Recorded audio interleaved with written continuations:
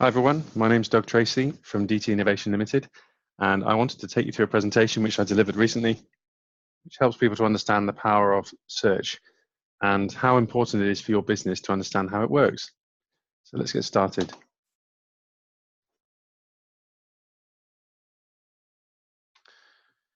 So we're going to go through a bit of jargon busting. We're going to have a look at SEO and PPC and explain what those short term means. I'm sure you've heard of them all.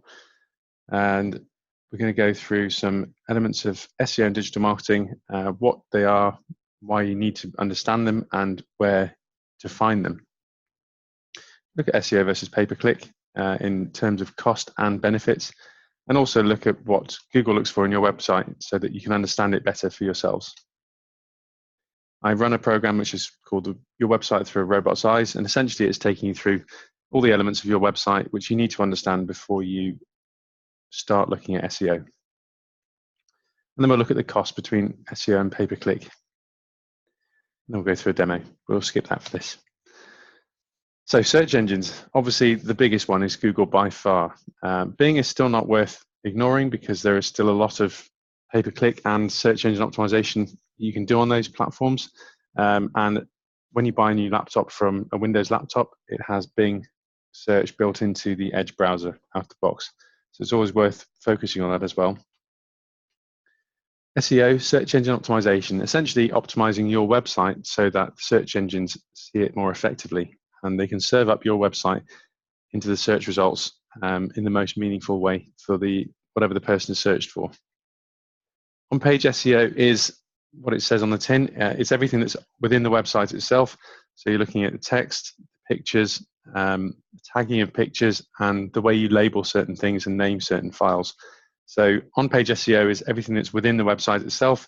It also looks at things like link structure, user experience, and the speed of the website as well.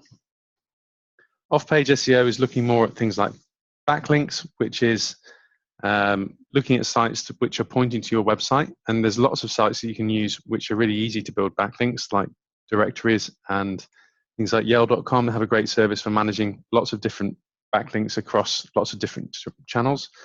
However, you have to make sure that they're decent quality backlinks.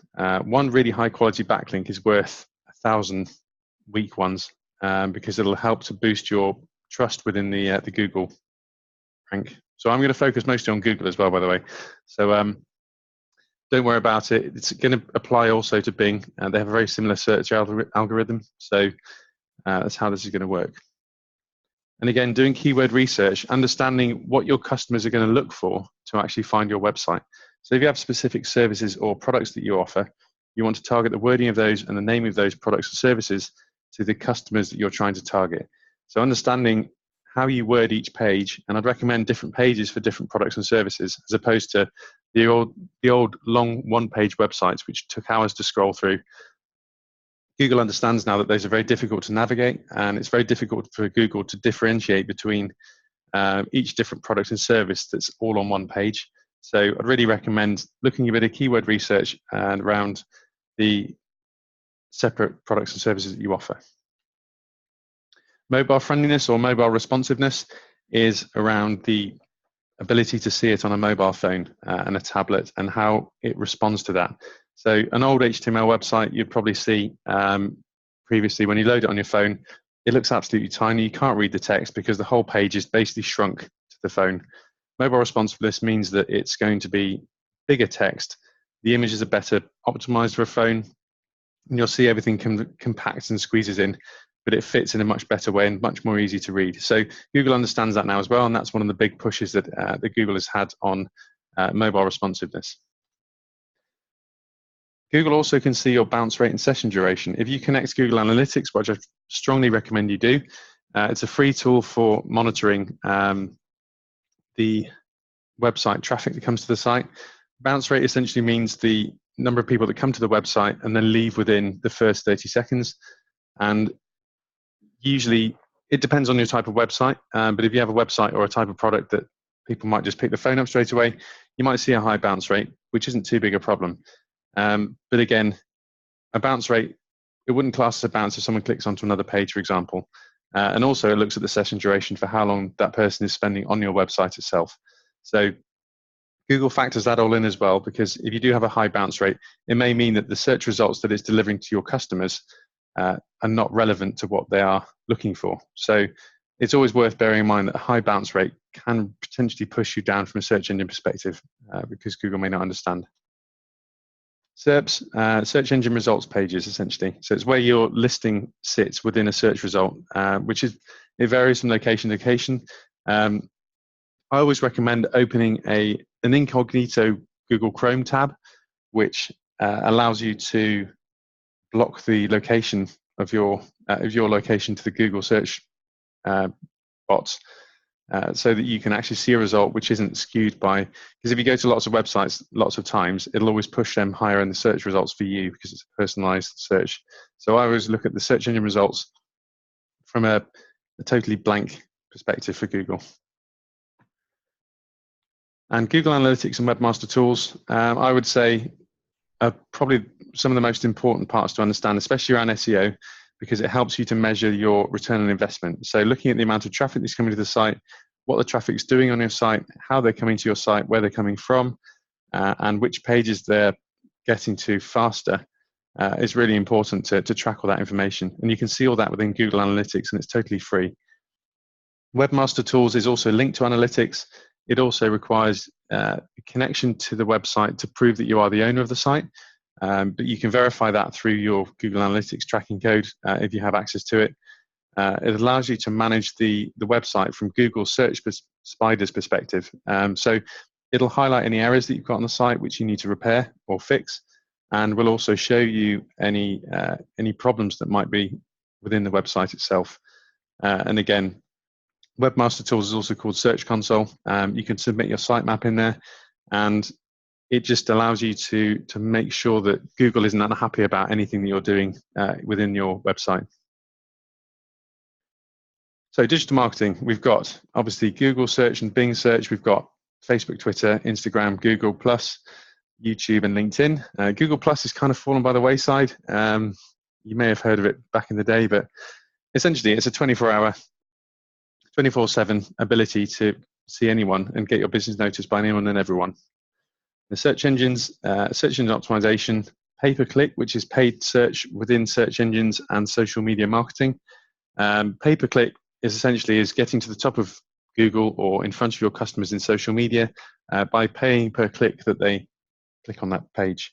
It varies wildly, especially around search engines, and I think I've seen some of the casino sites paying up to £187 per click, which is insane, but it's worth considering, especially if you've only just started with a brand new website. It's worth looking at pay-per-click just to get some traffic through the website to show that the site works, and also to help Google to understand that people like your website and it's relevant to them. Social media, again, there's paid versions of it, but I'd say that most of the time you'd be okay with free. Facebook especially, and LinkedIn. LinkedIn's really powerful from a business-to-business perspective, contacting people that you're looking for within business. And Facebook actually is very useful as well, because there's big communities and groups on there which you can target to get in touch with. So essentially that's a basic one. Banner advertising, it's kind of dying a death, but it's still relevant. If you've got a page, for example, I live in Manchester in the UK. If you look at Manchester Evening News website, it's covered in banners. Lots of it is quite spammy looking, but certain ones every now and then look quite nice, and you think actually that's quite important and relevant to me. And also, as part of Google's search algorithms, they have a paid option where you can put banners in to relate to what people are interested in. So this is where everything starts following you around the website, and different websites for what's called retargeting, where you'll see adverts for products that you've been looking at on a different website popping up all over, probably places like Manchester Evening News as well. It's quite weird. It's quite frustrating, because my surprise pair of skis that I bought for my wife appeared on a Google post that I was looking at a website with her, and she's like, "Oh, what are they looking at there?" So it's frustrating sometimes, but it's very useful to consider. Why do we need it? Yeah, you'll probably recognize a number of the names down the left side. If you're a UK-based person, then on the right side, you'll know a lot of the brands on the right, especially Amazon. It's taken a huge amount of business from the high street, and it's meant that people have had to diversify their business to look towards digital and move away from the original, well, not move away from, but have a hybrid element to the bricks and mortar retail outlet. So SEO versus PPC. SEO, you want to be number one on Google. It does require continual optimization of the website. It can take quite a long time. Sometimes it can only take a couple of weeks. And I have an example a bit later on of a customer that I did some work with, and within 2 weeks they jumped from middle of page 5 to top of page 1 of Google, which is quite an impressive jump considering the small amount of changes that we actually made to the site. And it was all changes that were on page for the website. Also looking at ongoing work that you need to improve. Again, looking at things like the page speed of the site and things around the keyword targeting and the relevance to the keywords in there. Again, fresh content is useful to maintain the position in Google too. This can be blogs, news articles, sharing information and posts.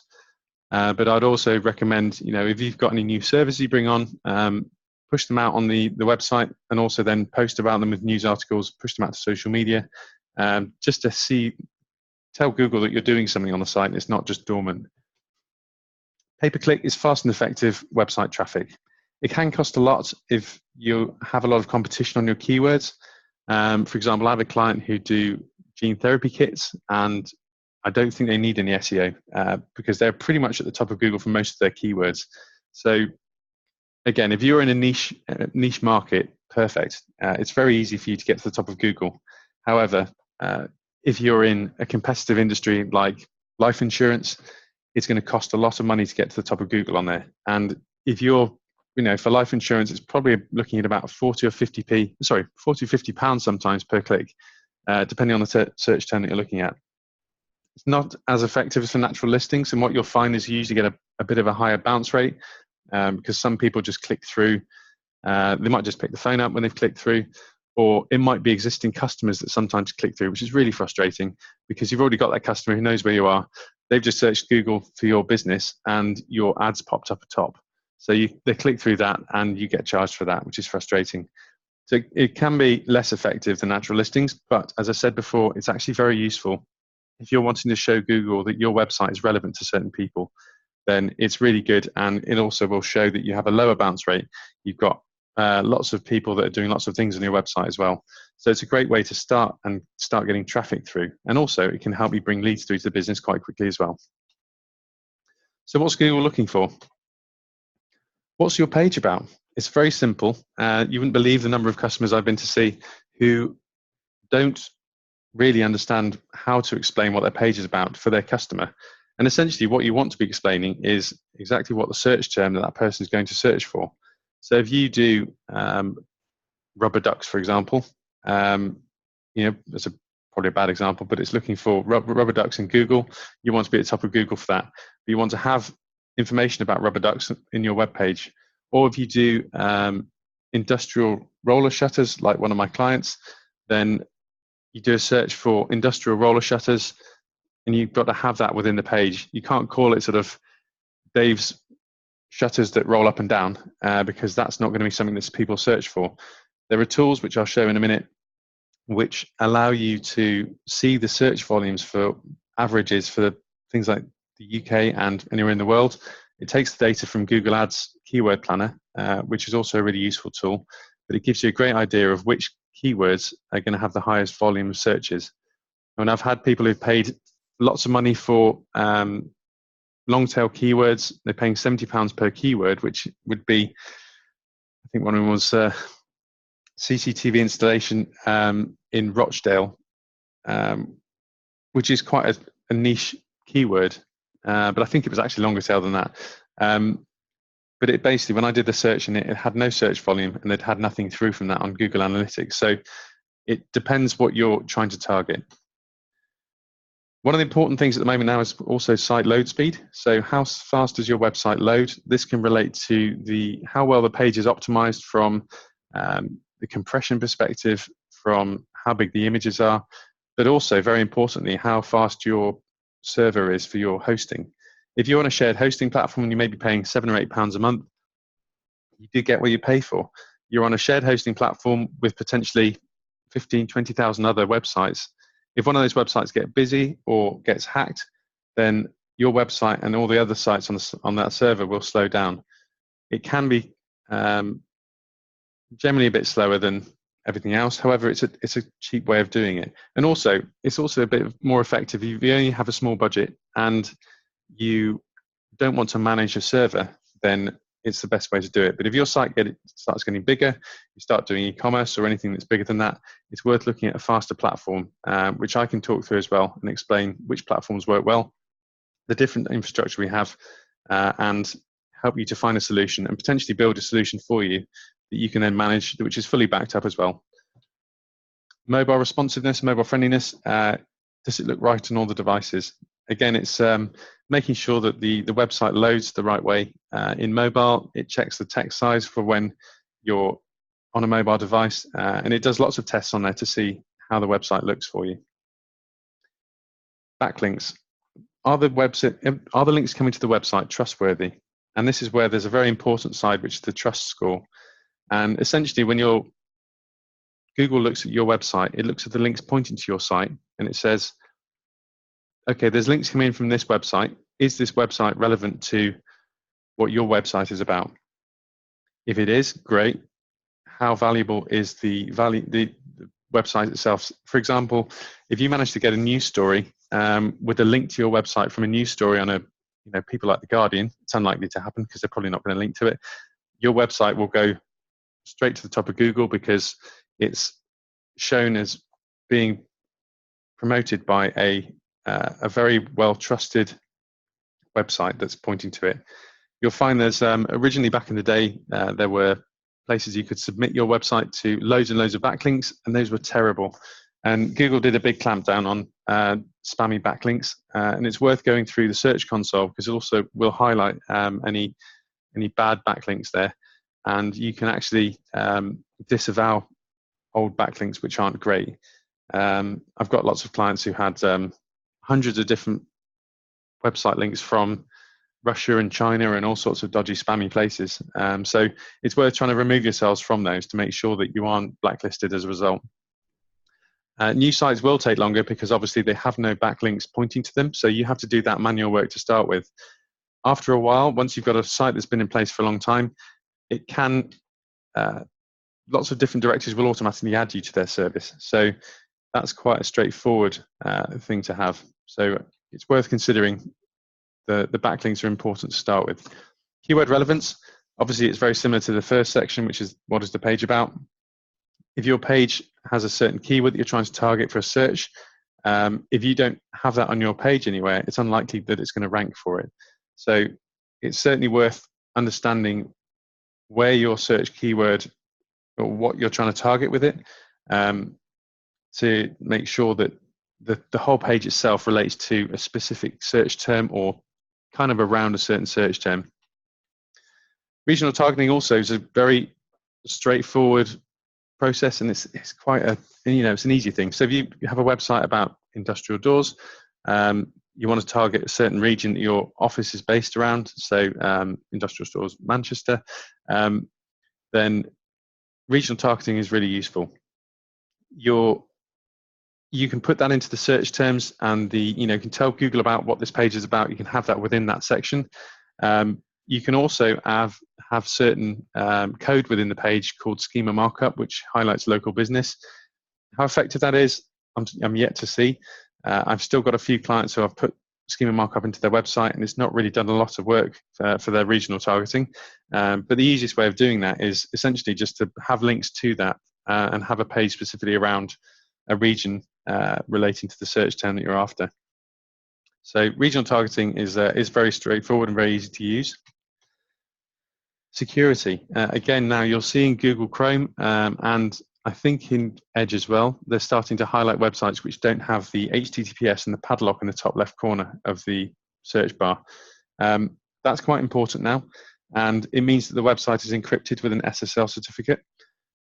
Certificates actually, they start at about $14 or $15, but you can pay up to a couple of £1,000 for an enterprise verification one, which you'll see lots of banks have now, which has got the full name of the bank at the top.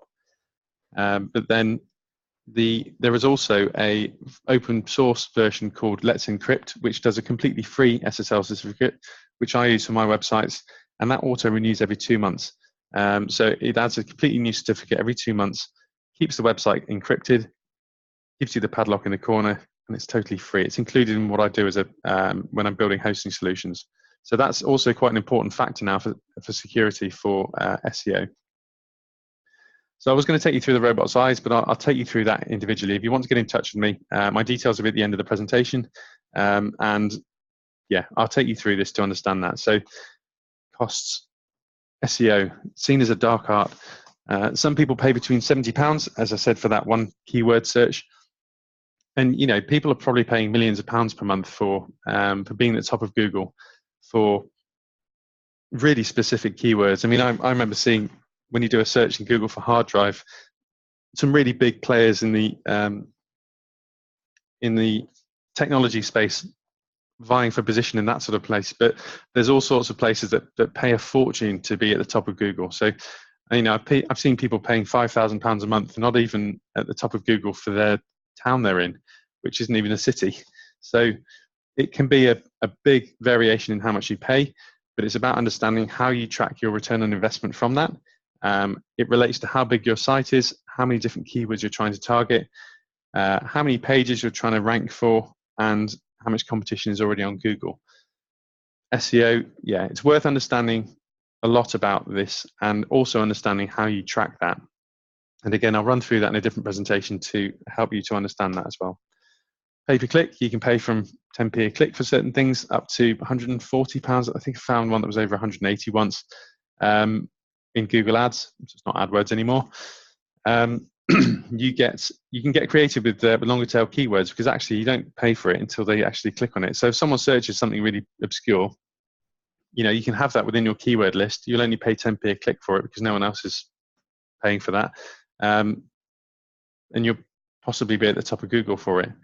With Google Ads as well, you can also have a broad match search. So if someone types in industrial doors for buildings in Manchester, you can have a broad match, so that the keyword, if the keyword appears anywhere within a sentence that someone types in a search box, it will appear in the Google ad as well. So yeah, it's worth looking at the less competitive keywords, and also testing the water with daily budget limits to make sure that you don't spend your money in one go.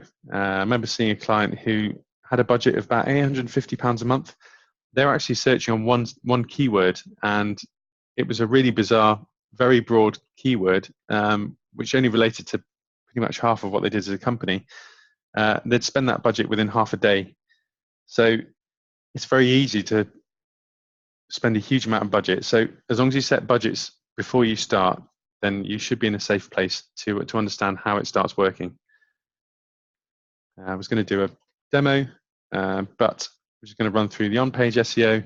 So looking at your web pages, again, I'll show this in a different video. I think this is quite a lot to cover in one.